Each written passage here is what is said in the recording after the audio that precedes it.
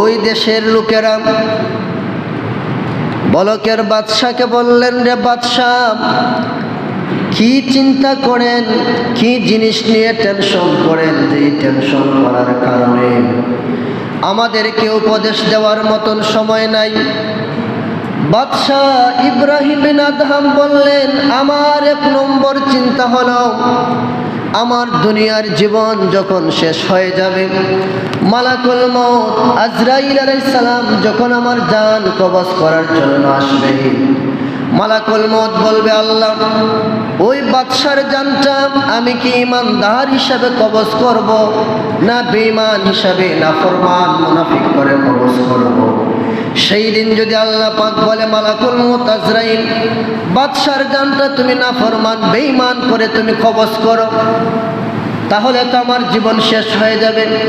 এই চিন্তার মধ্যে আমি আছি, তোমরা আমার কাছ থেকে চলে যাও, তোমাদেরকে ওয়াজ নসিহত করে শোনাইবার মতন আমার কোনো সময় নাই। সুবহানাল্লাহ।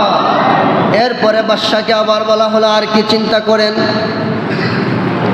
বলকের বাদশা বললেন, ও আমার দেশের রাজ্যের লোকের, আমার 2 নম্বর চিন্তা হলো, ময়দানে মাহশর যখন কায়েম হয়ে যাবে, আল্লাহ পাক বলবেন, ওয়ামতাজুল ইয়াউমা আইয়ুহাল মুজরিমুন,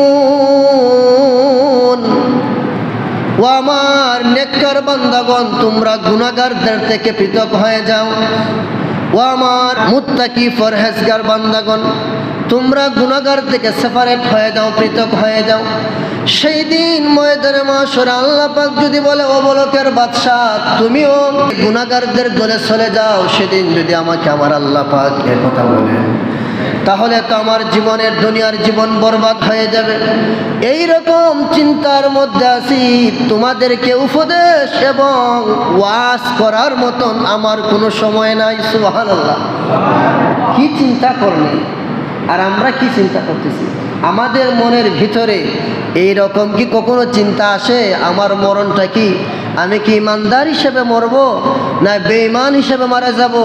হাসরের ময়দানে আল্লাহ কি আমাকে নেককারদের দলে রাখবেন না গুনাহগারদের দলে রাখবেন? আমরা কি এরকম ওয়াজ শুনিয়া আর আমরা নিজেরা ওয়াজ করিয়া আমরা কি এরকম চিন্তা কখনো আসে?